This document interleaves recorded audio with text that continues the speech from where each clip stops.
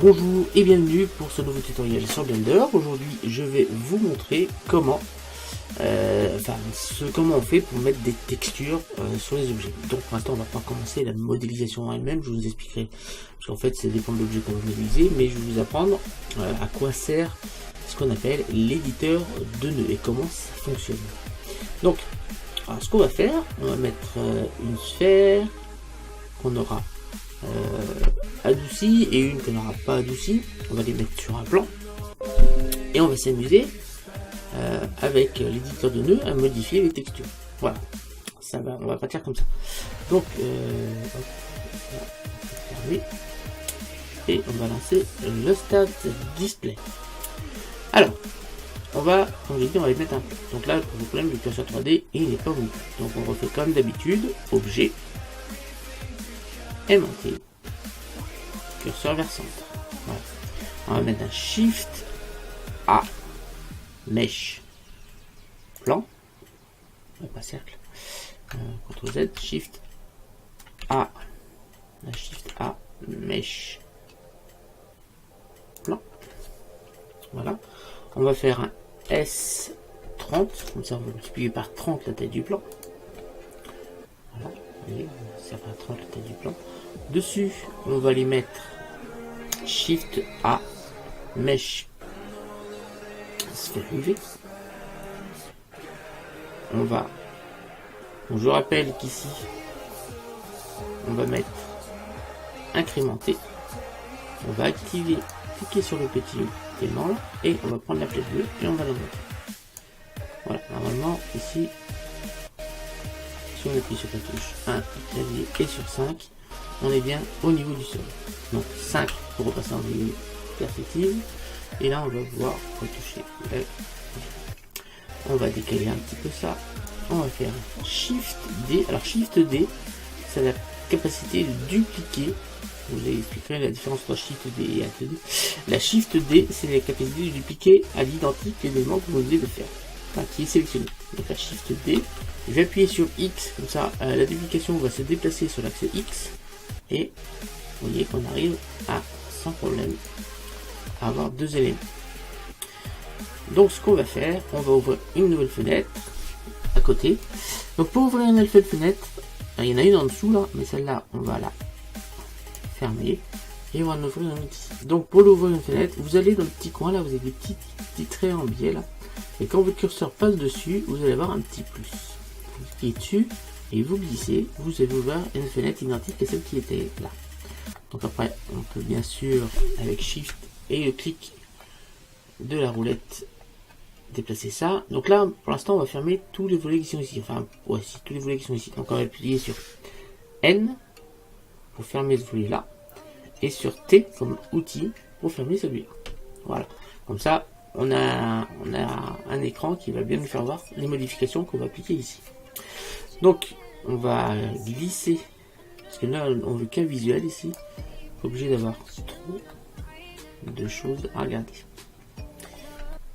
Voilà, ici. C'est ici qu'on va travailler. Donc, je dis qu'on allait faire un qu'on aura adouci et pas l'autre. Donc, on va adoucir celui-là.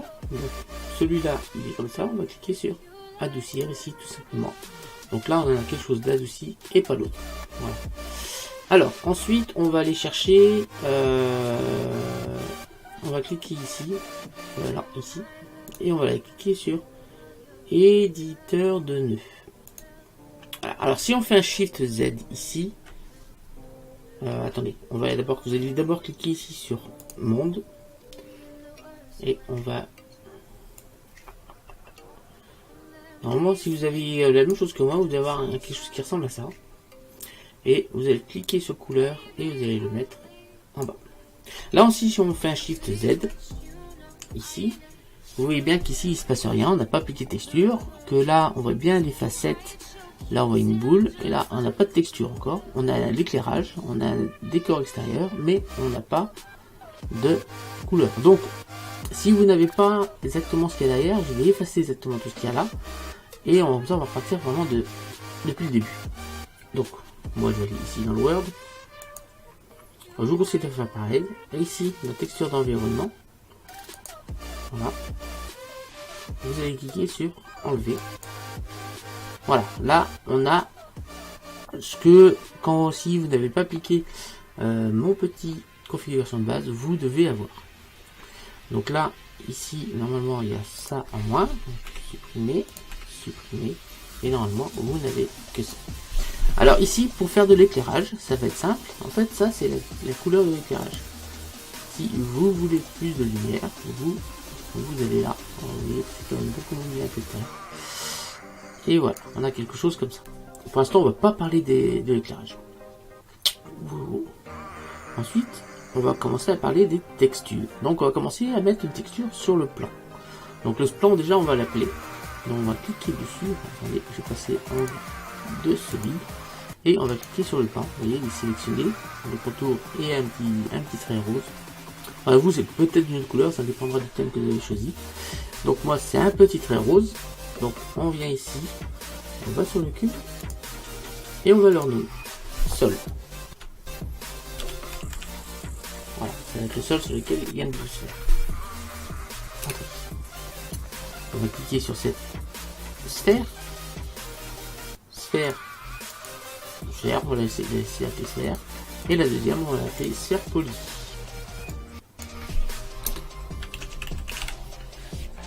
Voilà. Alors vous savez que la différence entre ces deux, c'est seulement qu'il y en a une qui est adoucie et pas l'autre. C'est tout, c'est exactement la même chose. Donc maintenant, on va aller ici, sur le petit cube, et on va commencer à mettre un matériel sur le sol.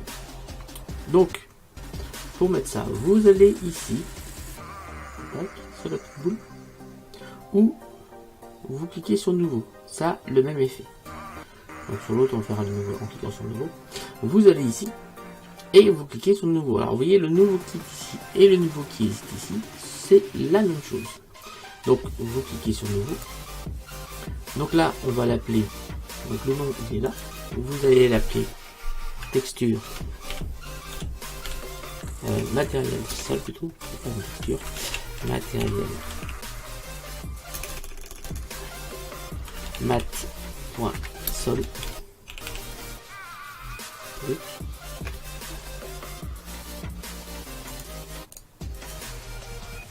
Sol, voilà, ok. Donc ça c'est le nom du matériel. Le nom est rappelé ici en bas en quoi, et c'est le matériel pour le sol. Donc pour l'instant on est sur du blanc. Si je fais un Shift Z, là vous n'allez pas voir vraiment la différence. Mais par contre si je mets la couleur là, avec la couleur vous allez mieux voir. Vous voyez bien que là on a vraiment la couleur qui change. Donc je mets la couleur là, mais on peut la changer également ici. Et on peut la changer également ici. Donc ce volet, on peut l'ouvrir ou le fermer également avec N. À quoi correspond ce volet? En fait, c'est un zoom de toutes les options du shader qui est ici. Alors chaque ce qu'on appelle un shader, un nœud plutôt. Chaque case est un nœud. Et le fait de cliquer sur le nœud qui est sélectionné, il est entouré en blanc. Et ici, vous avez en détail ce qui est ici. C'est la même chose. Sauf que là, c'est écrit un peu plus gros que là. Parce que des fois, on va avoir des choses qui sont dans ce style-là. Donc on a du mal à écrire. Donc par contre, on arrive bien à lire ici. Alors, comment ça fonctionne? Ici, on a la sortie de matériaux. Quand le fait d'avoir cliqué sur nouveau, ça nous fait ça de base. C'est-à-dire que ça nous met une diffuse qui est connectée à la surface de la sortie de matériaux. Je vous expliquerai, je vais faire plusieurs chapitres sur les éditeurs de pour bien vous expliquer comment ça fonctionne. Et voilà, on a quelque chose qui ressemble à ça. Donc on va laisser cette couleur là, donc le sol. Vous allez voir que je vais aller sélectionner la sphère. Et si je clique dessus, ça va passer sur la sphère polie. Vous voyez, le nom il change là. Donc là je suis sur la sphère et là je suis sur la sphère polie. Donc on va passer sur la sphère. On va cliquer et cette fois sur le nouveau ici. Comme la sphère est sélectionnée, on va créer une texture en cliquant sur nouveau ici.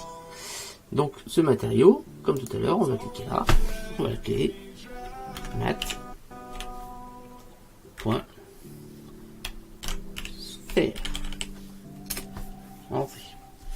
Donc là, ce matériau, on va lui mettre une autre couleur. On va lui mettre du du rouge. Ou non. Voilà, quelque chose comme ça. Et celui-là, c'est la sphère polie. Donc cette fois, vous voyez, je peux cliquer là ou là, ça fait la même chose. Donc on va recliquer là. On va lui mettre un nom. Mat. Point. Sphère. Polie. Alors, je passe par les nœuds avant, parce qu'après, dans un prochain chapitre, je vous expliquerai comment on fait le dépliage UV. Donc là, je ne vais pas appliquer de texture, parce que pour appliquer de texture, il faut faire un dépliage UV, et j'aimerais approfondir quand même un petit peu ce que c'est qu'un dépliage UV avec vous par la suite. Donc, là, on va lui mettre une couleur. Pour l'instant, on fait que des couleurs, on fait pas autre chose. On va lui mettre un bleu, tiens. Voilà. Alors si on vient là, vous voyez bien qu'on a bien une autre texture, c'est-à-dire du vert, du jaune et du bleu. Alors, qu'est-ce qu'on peut appliquer d'autre? Ce qui serait bien, par exemple, sur le sol, c'est qu'on voit un effet de brillant, c'est-à-dire que les objets qui sont dessus se reflètent. Pour l'instant, ce n'est pas le cas. On a de la lumière avec un petit peu d'ombre en dessous, mais on n'a pas encore d'effet de brillance. Donc pour ajouter un effet de brillance, donc on va déjà sélectionner l'objet, voilà, et là on va aller faire un Shift A, comme pour créer de nouveaux objets, Shift A, on s'assure bien qu'on a le curseur ici sur cette fenêtre, on fait Shift A, on va sur Shader, et on va chercher brillant, tout simplement.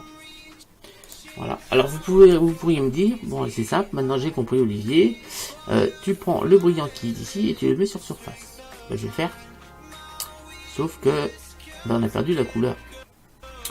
Et si je mets la rugosité à 0, ben, c'est carrément un miroir. C'est pas ce que je souhaitais avoir. Moi je souhaiterais garder ma couleur. Donc on va reprendre la couleur ici. Alors ce qu'il faut faire dans ce cas là, c'est rajouter encore un autre nœud pour mélanger en fait les deux. On va aller chercher un Shift A, Shader, et on va aller chercher Shader de mélange qui se met là. Alors ce nœud de Shader de mélange, si vous regardez bien attentivement, il y a deux entrées, enfin trois entrées exactement. Il y a une entrée là, enfin dans chaque nœud il y a des entrées et des sorties. Ici il y a trois entrées, une sortie. Ici il y a trois entrées et une sortie. Là aussi et là aussi. Je vous expliquerai même comment on fabrique des nœuds. Mais pour l'instant c'est pas l'objectif, c'est vraiment vous appliquer, prendre le B avant. Donc ici on a la couleur BSDF diffuse qui est sur Shader, sur la première ligne de Shader. On va mettre le brillant sur la deuxième. Voilà, vous voyez qu'on a gardé de la couleur et on a bien appliqué de la brillance. Maintenant, comment ça se passe avec le FAC? Le FAC, en fait, le FAC fait varier ici, quand on est à 0, on fait varier en fait la valeur du shader 1 vers le shader 2. C'est-à-dire que quand on est à 0, on n'a que le shader 1. Et si on est à 1, on n'a que le shader 2. Là, on a perdu la couleur. Donc après, c'est à vous de jouer selon si vous voulez plus ou moins de couleur ou si vous voulez plus ou moins de réflexion. Alors moi, ce que je vous conseille, c'est de mettre quelque chose comme ça. Et là, par contre, vous allez augmenter la rugosité. Alors, je vais vous montrer la rugosité. Si je mets ça là. Là, alors la rugosité, vous allez voir ce qui se passe. Regardez bien. Voilà. C'est comme si on mettait de l'alu poli. Voilà. Ça, c'est beaucoup moins lisse. Voilà. Ça met du grain, en fait, sur la texture. Et si on met à 1, il y a tellement de grain qu'on voit plus du tout l'effet miroir. On peut en avoir un tout petit peu, mais là vous voyez c'est qu'à partir de bon, vous commencez à voir la couleur bleue. Voilà, c'est à peu près par là, à 0,6, 0,65, on commence à distinguer un peu du bleu. Donc moi je vais mettre du 0,1. Voilà, on va mettre ça sur le shader de mélange et la sortie vers la surface. Voilà. Alors vous allez me dire, oui, mais Olivier, on a aussi un bouton qui s'appelle volume. Oui. Là, je vais vous montrer tout simplement ce que ça fait un volume. Voilà. Alors, le problème, c'est que là, on l'a fait sur le sur le plan, ce qui fait qu'on va pas voir. On va faire ça plutôt sur une sphère. Voilà, on va prendre la sphère, on va cliquer dessus. Donc on est tout de suite sur la texture de la sphère en cliquant sur l'objet. Et on va mettre sur surface. Donc là, on voit rien. Parce que en fait, pour le volume, c'est pas avec une diffuse qu'il faut le faire. Si on veut voir à quoi ça sert le volume. Je vous expliquerai peut-être sur un autre. Alors, si on veut être très précis, il y a plusieurs catégories de shader. Enfin, de nœuds. Shift A. Voilà toutes les catégories. Ici, il y a G-Shader, dans lequel on trouve ajouter shader. Ça veut dire ajouter shader, c'est quelque chose qui est comme ça. Et en fait, ça revient à un shader de mélange qui a 50-50. Là, je peux très bien ajouter mon shader de brillant. Shader brillant. Ici. Comme ça. Voilà. Là, ça nous a fait un 50-50. Donc, on a un peu de rigidité. Voilà. Là, ça nous fait un 50-50. Vous voyez qu'on a bien la réflexion de la sphère non polie qui se reflète dessus. Et là, on est à 50-50. Le problème de ce shader, moi, je l'utilise très rarement, mais très rarement. Le problème de ce shader, c'est qu'on n'a pas l'option de réglage qu'on a sur celui-là. On n'a pas ce petit curseur là qui nous empêche de pouvoir régler exactement comme on le souhaite. Voilà. Alors, on va revenir là, donc ça, on va supprimer. On va revenir là. Voilà. Ensuite, on a shader. Je vais pas tous vous les montrer parce qu'il y en a certains qui sont assez poussés. Le vert, tout simplement. Là, le vert. Là, si je mets ici du vert, on a une boule en vert. C'est aussi simple que ça. Avec une rugosité, un indice de réfraction, une normale. Enfin, je vous expliquerai ce que c'est la case bleue, une normale. La couleur. Parce que là, hop, je peux mettre du vert coloré.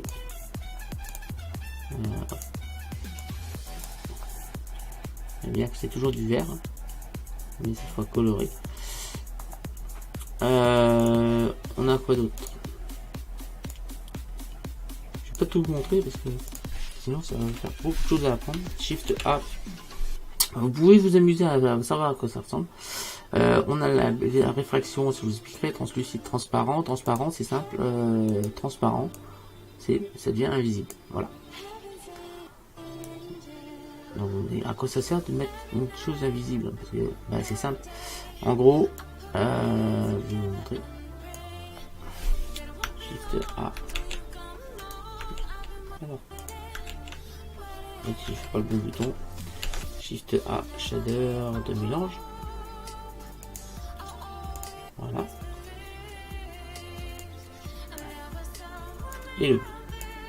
En fait, la transparence va nous servir à faire apparaître des objets, à les faire disparaître. Alors par exemple, ici, on peut dire que on va lancer une animation et on va dire que à la valeur à 0, on a du bleu ou du transparent complètement. C'est-à-dire qu'on a ici. On dit, on veut une clé, on lance un objet ici sur l'animation. On veut qu'à au départ de l'animation, ben, on voit pas l'objet. Donc on peut le déplacer, on peut mettre où on veut, on le verra pas. Pour le voir, il faut passer en mode texture, là on verra. Ou les modes qui sont en dessous, là on voit bien l'objet parce qu'il n'y a pas de rendu. Alors matériaux, ça nous fait ça, parce qu'en fait il faut pas s'en occuper de ça.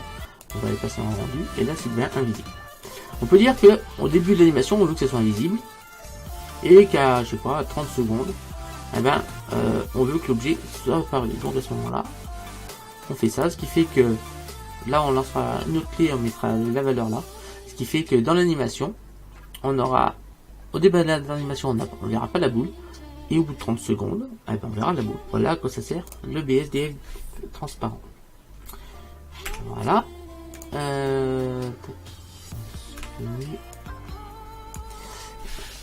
Donc Shift A. Donc après il y a les entrées. Donc les entrées, je fais ça. Il me faut beaucoup plus d'un chapitre pour parler de tout ça. Ensuite, les textures, ça c'est pareil, c'est un chapitre. Donc dans les textures,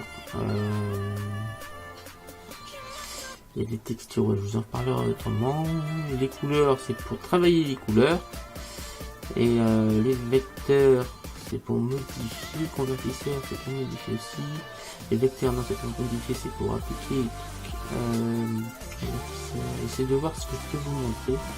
Dans les shaders, je pense que je vous ai montré. Ah si, l'absorption volumique, on va passer ici. Voilà. Ici, on va les mettre. Hop. Voilà, comme ça. Et là, cette fois, on va mettre ça sur le volume. On va décocher. Et vous voyez qu'ici, ça fait pas tout à fait la même chose que tout à l'heure. Là, en fait, on a le volume. On peut rendre ça plus dense, moins dense. Et si on veut faire des effets de liquide ou de gaz, c'est avec ça qu'on travaille. C'est-à-dire que là, la diffuse, c'est une texture qui est appliquée seulement sur l'extérieur. C'est que l'extérieur de la sphère. Ici, c'est une texture qui est appliquée sur l'intérieur de la sphère, c'est-à-dire sur tout l'espace qui est à l'intérieur de l'objet. Donc c'est avec le volume. Avec le displacement, déplacement, on va faire autrement. Donc, hop, je vais vous montrer. Tac, et on va changer de sphère ici. On va passer sur celle-là. Voilà. Là. Vous voyez que si je mets ça, on ne voit pas parce que forcément c'est un volume qui est à l'intérieur de la sphère. Au-dessus, on a notre VSDF. Attendez, hop. Tac. On va rajouter. Donc les nœuds, vous pouvez les faire comme j'ai fait, mais sinon vous avez, il me semble, si on est toujours comme ça. Non.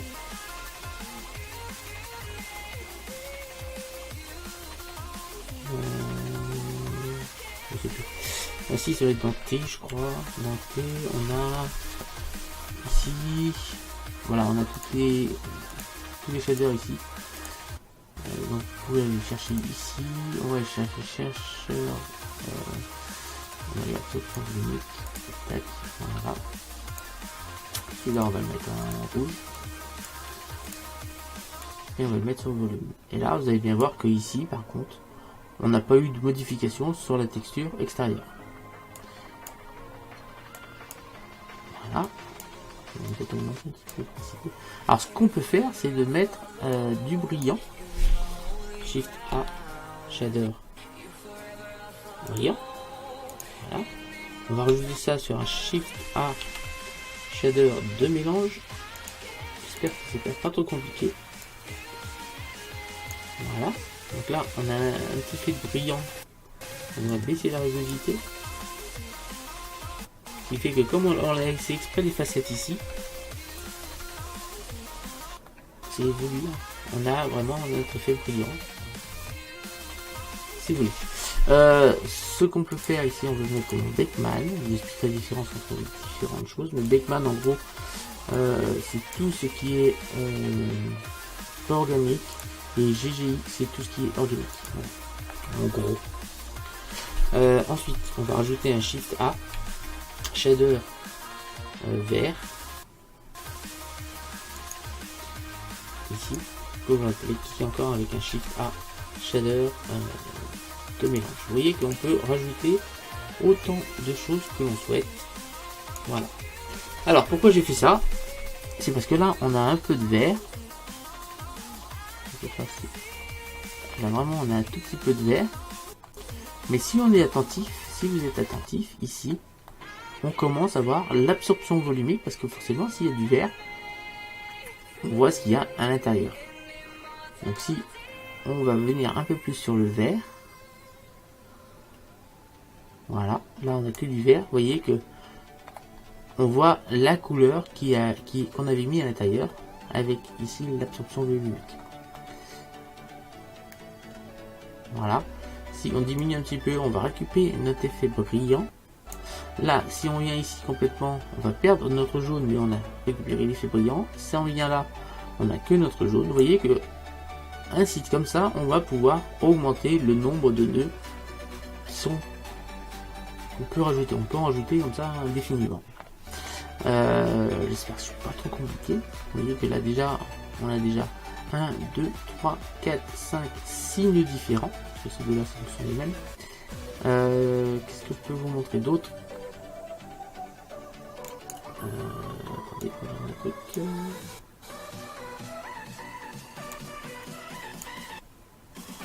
Alors, qu'est-ce que je vais pouvoir rajouter? Shift A.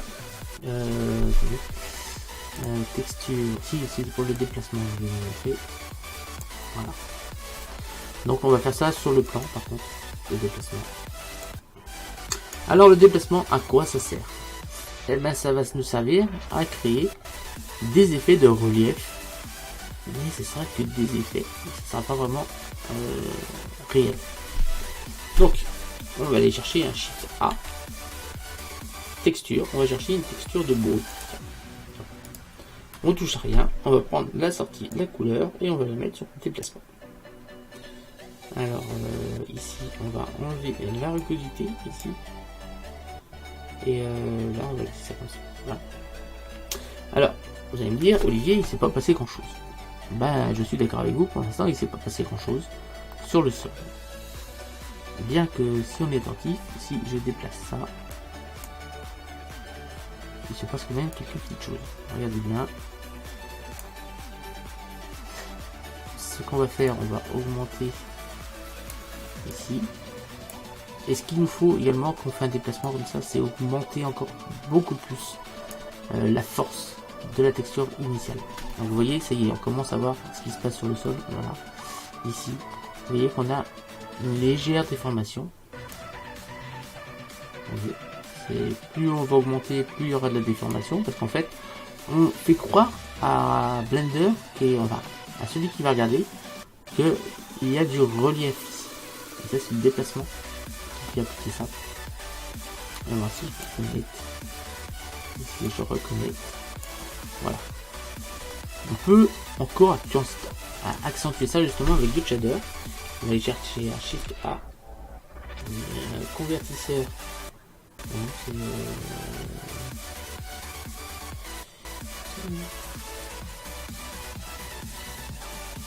Mat.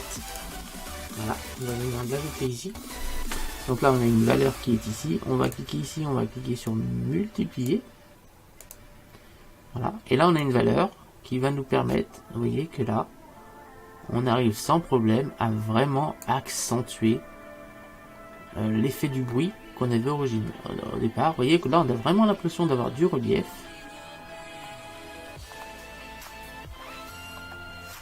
Sans problème. Donc on n'a pas du tout bougé aux autres textures. Hein. On n'a pas touché du tout aux autres textures. Voilà, on va avoir plus de brillance, moins de brillance. Voilà. Ici, on peut rajouter un peu de rugosité. Parce qu'on ne touche pas à ce réglage-là. Et on a vraiment l'impression d'avoir du relief. Par contre, si on se met bien horizontalement, vous allez vous rendre compte que tout compte fait, il n'y a pas de relief du tout. C'est seulement une apparence. C'est tout plat. Et si vous regardez bien au fond, c'est tout plat. Il n'y a pas de relief du tout. C'est seulement, on fait croire à celui qui regarde qu'il y a du relief. Et avec cette technique là, on peut faire quand même beaucoup de choses.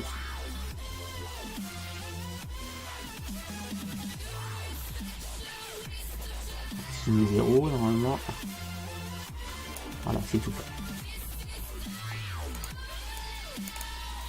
Et l'avantage du mat multiplie les valeurs qu'on a mis d'origine. Parce que si je viens faire là, sans le mat, vous voyez qu'on a la même chose mais beaucoup moins fort.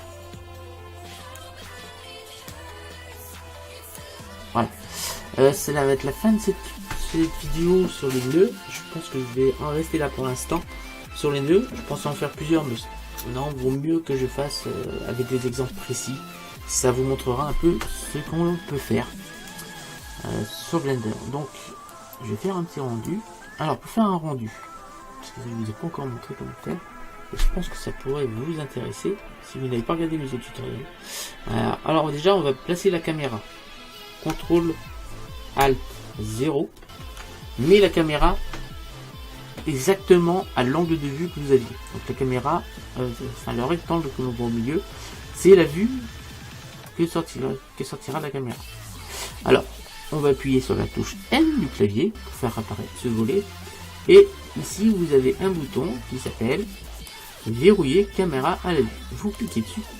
Et comme ça, si vous changez la caméra, si vous changez la vue, ben la caméra suit. Si on décoche, si on change la vue, vous voyez bien que la caméra ne suit pas. Si j'appuie sur 0 pour avoir la vue caméra, on reste à la caméra qu'on avait au départ. Donc on va faire comme ça. Ensuite, une fois que vous avez choisi l'angle de vue que vous souhaitez, vous allez aller sur le petit appareil photo qui est ici. Ici, vous allez, donc si vous avez configuré ici au départ, sur les préférences d'utilisateur, dans Système, si vous avez cliqué sur CUDA avec léger fort, enfin vos cartes graphiques qui sont sélectionnés, vous avez enregistré vos préférences d'utilisateur.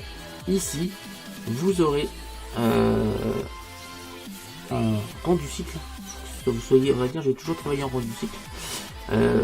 Vous aurez ici la capacité de faire des calculs soit par GPU, soit par CPU. GPU, ce sont les cartes graphiques qui travaillent.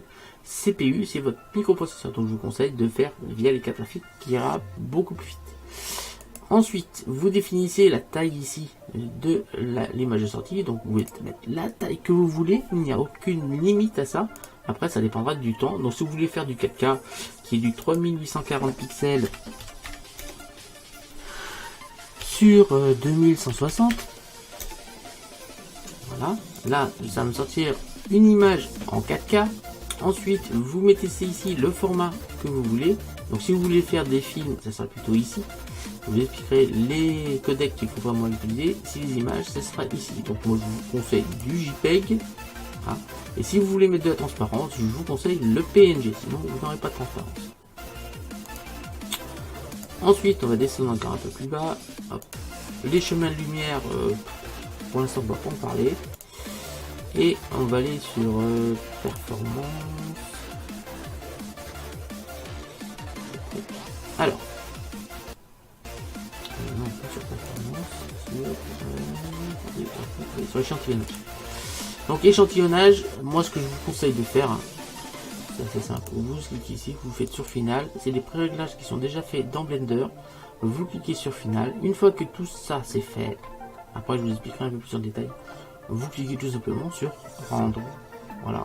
Donc là, ça peut être un rendu en plein écran ou vous pouvez demander à avoir une fenêtre, une nouvelle fenêtre qui va s'ouvrir ou dans l'éditeur d'image. Voilà.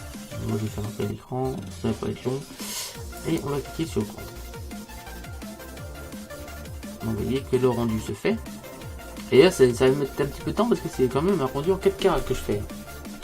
Si on zoome, on va pouvoir zoomer longtemps. Parce que j'ai mis en 4K, peut-être plus.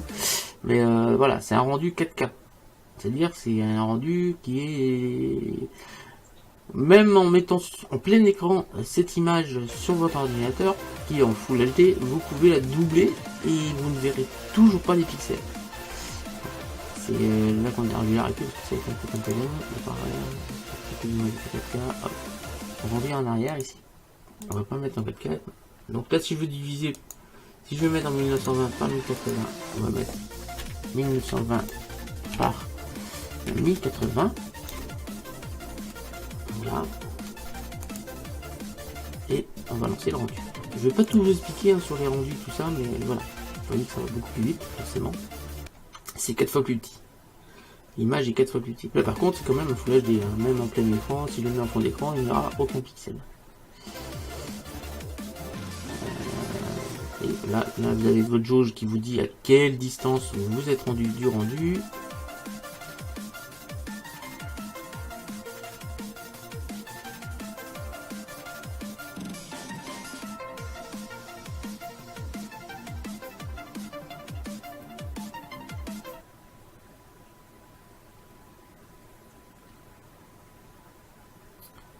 Donc il reste plus grand chose, c'est les deux parties du bas, c'est simple. Si vous êtes attentif, vous avez les petits trucs orange là, pour vous montrer avec quelle partie elle est en train de travailler. Là, en fait, il a fini de travailler le haut, là, il est en train de travailler le bas, on n'a plus que 24% là. Ça va bientôt être terminé. Donc après, le temps de rendu dépend de la puissance de votre ordinateur, de vos cartes graphiques, de ce que, vous voyez, il ne reste plus que 10 secondes. C'est marqué, mettez votre curseur sur la gauche, il vous marquera une estimation du temps qui reste pour le rendu. Il ne reste plus que 7 secondes. Ça va être très bientôt terminé. Je vais attendre. Donc j'espère que j'aurai été assez clair sur l'explication de comment l'éditeur de nœuds fonctionne sur Blender.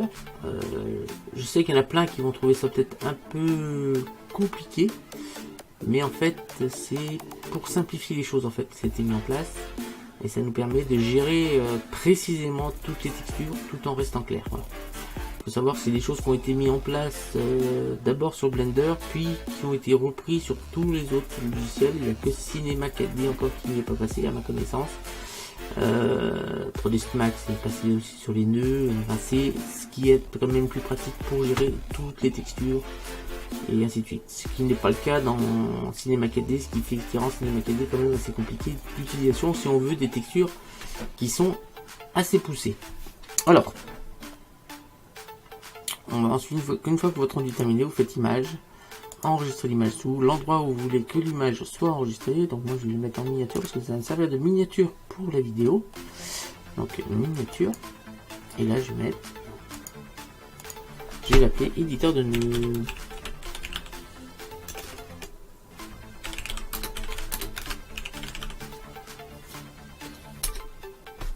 Enregistrer l'image sous. Voilà. Donc c'est la fin de ce tutoriel. Je vous dis à très bientôt pour de nouvelles vidéos, pour de nouveaux tutoriels sur Blender. Salut à tous et à bientôt.